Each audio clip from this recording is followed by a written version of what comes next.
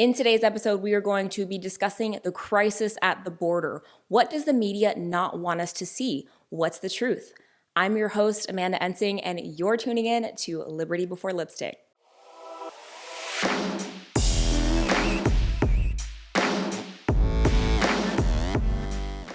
Welcome, everyone, to episode 2 of my podcast. Today's episode is going to be jam-packed with a lot of information. I have pages and pages of notes that I have taken, and I want to just jump right into this. If you haven't seen, we currently have a crisis in America at our southern border. What's happening is not only a national security issue, but a humanitarian issue. So I want to start first and foremost with some of the facts of what's been happening lately, read off some numbers so that you have a better picture of what's going on. If you've been keeping up, some of this information still might be new to you. As we've experienced in what seems like the longest 2 months ever, is the Biden administration really putting America last. It is America closed, we're in a pandemic, yet the borders are open. When Biden got into office, he promised millions of people who are not citizens of America that they would have citizenship, which encouraged thousands upon thousands of people to flood our southern border. So let me give you some numbers. In the last 24 hours alone, there were around 2,100 migrants apprehended. The current reported numbers that I'm seeing are 14,000 children alone. In February of 2021, last month, over 100,000 migrants crossed into our country illegally. And the sad part about all of this is that most of the people, most of the children that are coming are being trafficked. And under Obama, these children were released back to their captors. And they're having a very difficult time right now at the border figuring out if these children who are unaccompanied and the children who are brought in by people are even related to the people that are bringing them. A lot of times what happens is when people try to traffic children into the US, they appear as if they're a family so they can get asylum. I watched a video earlier today of 2 male adults trying to come to an open part of the border and they were rejected. I was watching it on a video. And what's sad is that most likely these 2 men will go and try to bring children with them so that way they can claim asylum. So in January of 2021, there were over 7,000 attempting to cross and more than 19,000 in February, according to U.S. Customs and Border Protection. If you don't follow Project Veritas, I definitely recommend it. I want to share with you what they found. They just showed footage from one of these facilities. They actually had to fly over one of the facilities because no media, no one is allowed to be there. And once we saw the images, it's very clear why they don't want anyone to see this. There are over 4,500 migrants in detention, including 3,000 unaccompanied minors.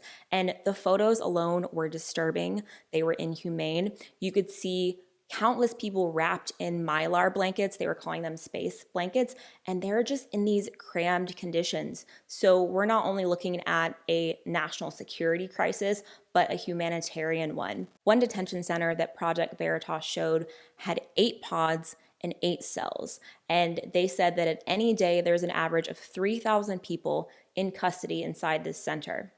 And those 8 cells hold 600 unaccompanied minors from age 7 to 17 is what they were reporting. 50 of the individuals were COVID positive. There have been multiple sexual assaults and medical emergencies. This is disturbing, to say the least. In addition to these people being crammed into these rooms like sardines, there are no COVID precautions. There is no social distancing. There are people who have tested positive for COVID, and it's just very sad to see this kind of treatment to anyone, and the media and the left being completely silent. It's hypocritical, and I hope that if you did vote for them, you're starting to see through, and I hope that you will speak up and use your voice to speak against this. One of my first thoughts was, where's the outrage from the left? You know, it's this manufactured emotion that they have when they have something to fit their agenda. But when truth comes out and things happen like this, it is completely silent from the media. It is completely silent from the left. Biden would always talk about how he was going to improve things at the border when they would orchestrate a completely false narrative of what the Trump administration had done when who built the cages, Joe? If you're someone who voted for Biden and are shocked right now, you shouldn't be shocked that this is happening because Biden was part of the administration that built these cages in the first place. And we all know that Obama is working very closely with Biden. I'm sure that he is heavily involved in making decisions. This is something that has been publicly stated in the media and from Biden himself and his representatives saying, yes, Obama and Biden are friends. I think Jen Psaki just said that sometime this week, that they are not just working together, but they are friends. Why is a previous president coming in to help a current so-called president? Biden encouraged these people to come, in my opinion. He said he was going to provide citizenship to 11 million people who weren't of status. If you wanted to come to America and you knew the borders were open and you just heard the president say 11 million people are going to get citizenship, wouldn't you come? So now they're playing the whole narrative of, I didn't tell them, I'm trying to tell them, don't come. It's just absurd. And they're not taking this seriously at all. People got on to Trump for what he did, but Trump gave America the strongest, most secure borders we've ever seen in at least 30 years. A few more updates of what's happening currently at the southern border. Kamala Harris was asked if she plans on visiting the border. She laughed. You can watch the video online. She said, not today. Why is this funny? It's not funny. None of this is funny. Jen Psaki, we know she's just going to circle back on everything. Has she ever actually circled back to anything? Does anyone know? This administration talked such a big game of fluff last year and the previous years of how they were going to make everything great, how there are going to be no more kids in cages, as they like to call it. And they have done an absolute job on our border, not only putting all of these people in inhumane conditions, but also not making sure the people in America are secure. And I'm going to touch on the national security issue and dig into why we need a secure border in a moment. This administration has no excuses of putting these children and people in these types of conditions. Another update that just came in is that Biden is under investigation by the Government Accountability Office for order to block wall construction, which I've never heard of this office. I don't know if anyone listening has, but it's such an oxymoron. The government holding itself accountable. I mean, okay, sure. Reports are saying that he may have illegally ordered the government to stop funds for construction on the wall. Just to recap, if you weren't aware, in 2020, Congress passed a government funding package which was signed by Trump that gave $1.4 billion for wall construction. A week ago, there were 40 Senate Republicans. They accused Biden of violating the law and making the migrant crisis on the southern border worse. So they wrote a letter to the GAO and they said, in quote, operational control of our southern border was compromised and a humanitarian and national security crisis has ensued. If the GAO rules against Biden in this investigation, it shows the abuse of executive power that he is trying to use on this radical agenda on immigration and border security. So shortly after this investigation announcement, Biden announced on Wednesday, the 24th, that Kamala Harris is now in charge of the migrant crisis at the southern border. He said something along the lines of, I couldn't think of anyone else more qualified for the job. He is pushing all of the responsibility off. We know that he doesn't want the responsibility of this. He doesn't want it to make him look bad. He does not play the role of commander-in-chief. We have someone who claims to be president who can't even do his job, can't even take care of crises when they happen in this nation. I want to jump into why we need protected borders. I want to talk a little bit about the wall, as they call it, because it can be a very controversial issue. So I want to break down my thought process with some facts and share with you guys what I think about it. First and foremost, I think it's important to note that there are no countries in the entire world that operate on a fully open border system. I'm going to say that again. There are no countries in the world that operate on a fully open border system. There are also no countries in the world that operate on a 100% free immigration policy. There are some countries like the EU where you can immigrate from one country to another, but if you come from outside of the EU, that's different. Look at the United States. You can travel between states, but if you come from another country, it is a different story. I see this argument that, oh, well, borders are racist. Borders are not racist. What I think is racist is when Trump said, Mexico doesn't send their best, people assumed he meant Mexicans. That to me is racist. Our southern border is the weakest point of our country. People fly from all around the world to come in through our southern border. Do you know who benefits from open borders? It's not normal, good people. Who benefits from open borders are traffickers, are drug smugglers, the cartel, and criminals. That is who benefits. So next time you want to say you're for open borders, just say you're for human trafficking and drug smuggling, because these are the facts. And while we're talking about trafficking, I want to read to you a little bit of data from the month of February and our border and human trafficking. The Daily Traffic posted this on Instagram. They said the human trafficking business is booming at the border, with cartels ranking in over $14 million a day in February. This is what the report says.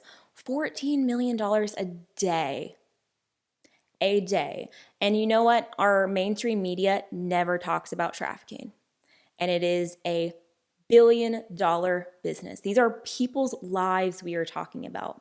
So criminal organizations reportedly made up to $14 million a day in February 2021 by trafficking women, children, and families across the U.S.-Mexico border. A former Texan Border Patrol chief told Fox News, trafficking is a multi-billion-dollar industry. A lot of these vulnerable populations use their life savings. Some are essentially indentured servants, and they are working off this debt for a long period of time. In other cases, some of these migrants are asked to transport narcotics or some form of crime to work off a different part of their debt. End quote. Traffickers pulled in a total of $411 million in February, taking people from Mexico and Central America to the U.S. border, according to estimates from Customs and Border Protection. The sum averaged out to $14.7 million for each day in February. I mean, that alone should shock everyone. Fees to smuggle people across the border reportedly range from $5,000 to as much as $9,000 for one adult. U.S. taxpayers pay roughly $5 million a day to pay for the government to handle the influx of people at the border, according to 2009 figures compiled by the Department of Health and Human Services. The Biden administration has also signed $86.9 million to a nonprofit organization which is putting migrants in hotel rooms. Now, this averages out to just under $400 a night. When is the last time you guys stayed in a hotel that was $400 a night, first of all? But second of all, more importantly than the money, are these children. It is shown that children are not always with people that they come with. They are not their family. They are being trafficked into this country. So now we have all of these children being unsupervised in hotels with people that are not their family. So what about assaults? All of these people are being unsupervised and they're using taxpayer money. In addition to that, when was the last time the government ever did anything like this to help homeless people, to help veterans? Not to mention what just happened in Texas. What about all the people in Texas who were hit with thousands and thousands of dollars in utility bills from the freeze and the snowstorm that happened? In order for America to help other people and to help other countries, we have to help ourselves first. Even when you travel on an airplane, they say if the oxygen mask comes down, put it on yourself before you help anyone else. We are just dealing with the fallout from the pandemic. We have millions of people who have lost their jobs, and we're getting little stimulus checks, and not everyone is getting those stimulus checks. You have restaurants that have been closed down for a year in some states. People are suffering. People are struggling to keep food on the table, yet we're spending all of this taxpayer money that we pay, and we're not able to pick where it's going. It's not helping the American people. It is only harming the American people and harming people from other countries trying to come into America. The Biden administration thus far has denied there being any kind of crisis at the border. If this is not a crisis, what is. The trafficking, the drug smuggling, the amount of taxpayer money that's now going to this, that's not helping the American people, that isn't doing any of these people any justice. It is devastating. We heard time and time again from the Biden administration that walls don't work. Walls don't work, which is funny because Obama, Clinton, and Bush all said we should have a wall. Multiple times they said we should have a wall, we should build a wall. So if walls don't work, why is DC a fort right now? Why can't the people even get close with the walls and the fencing that is around the Capitol? I mean, I have to ask the question, if you need walls to protect you from the people, were you voted in by the people? If walls don't work, if we shouldn't secure our country, which is our home, why lock our doors? Stop locking your doors. Why lock your car? Have open cars. Let's have open houses. And if you think that's extreme, ask yourself, if you love your country, if you love your home, don't you want to protect your home? I feel that the left has this utopian idea of the world. They think that we can open borders, everyone is welcome in, and everything will be sunshine and flowers. But that is not the real world. There are evil people in this world, and they will take advantage of it, as we have seen thus far already happening in the last couple of months at our southern border. I find it so interesting that during the election last year, there were so many people on the left saying, if Trump wins, I'm renouncing my citizenship and I'm moving to Canada. And, I thought, do you not know that Canada has secure borders? And why not Mexico? Why was it always Canada? If you don't think Mexico is safe, why don't you want our country to have protection at our border so that we know who's coming in the country? Having a secure border allows you to know who's coming into your home, who's coming into your country, not only for safety reasons of the people who already live here, but also for the economy. I pay taxes. Everyone that's a citizen here pays taxes. It's common sense that you have to have a secure border, that you have to know who's coming into your country. If something happens, God forbid, and there is a crime and that person is not documented here, how are you ever going to know who it is? How are you going to find that person? This is a safety issue. The media always tries to push division with race and ethnicity. Having a secure border has nothing to do with ethnicity or race. It is protecting our country so that we know who's coming in and who's going out. And look, we're not saying that no one should come in the country. Absolutely, come on in, but do it the right way, do it the legal way. My husband is an immigrant from Brazil, and I learned a lot about immigration as we started dating, and watching how much money that he has spent and how much time that he has spent being able to be in America, to be legal in America. How is it fair to allow people to just walk over now and have citizenship? There are huge numbers of people here that are waiting for the opportunity, that are doing everything the legal way and have sat and waited for their place in line. I mean, America is where everyone wants to be. It's the American dream for a reason. And I love that we have this in our country. I love the resources we have in our country. And I wouldn't want to live anywhere else. But because I love this country so much, that's why I want to keep it safe. America can only stay free and safe if we have a system, and if we adhere to that system, if everyone has to adhere to that system. America First is not selfish. Our tax dollars, our money should first go to help the people who pay them. I mean, think about any other nation. When is the last time any other country sent us money before taking care of their own people? I'll wait. If another country said, hey, we're just going to start sending money to other countries, but our people aren't able to put food on the table and they're losing their jobs, I would think, what is wrong with this picture? How can you sit and think that taking care of the people in this country who live here, who work here, who pay the taxes, shouldn't be taken care of before anyone else? The Biden administration has been a nightmare that I just want to wake up from. We have seen in 2 months our country go into so much decline, and there are so many people suffering. Biden has yet to give a State of the Union address.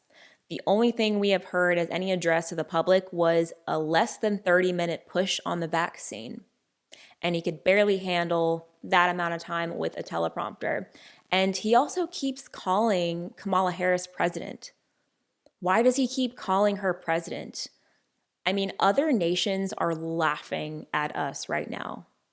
And it's very sad and it's very embarrassing to see. Biden is nowhere near capable of being our commander in chief. He's always asking, what am I doing?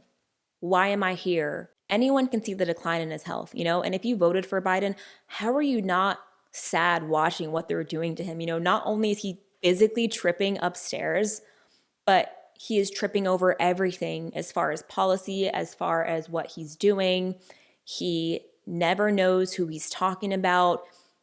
This is the president of the United States of America. He has yet to hold a press conference. It's been almost 70 days, okay?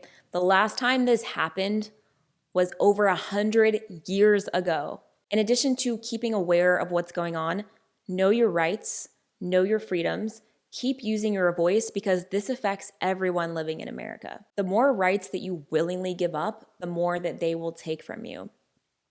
We pay taxes, and it feels like we have no say in where any of this money goes. And after a pandemic, after millions of people have lost their jobs, we are seeing nothing from this administration to actually help the people. I'm sure we're going to start seeing this being blamed on Trump because he lives rent-free in their minds. And it could be 20 years from now and they would still blame everything on Trump.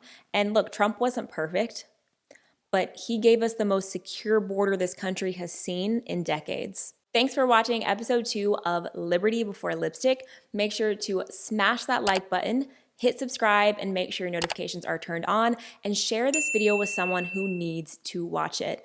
Also, drop a comment down below. Let me know what you think of the whole crisis happening at the border, and I will catch you guys in my next episode next Tuesday.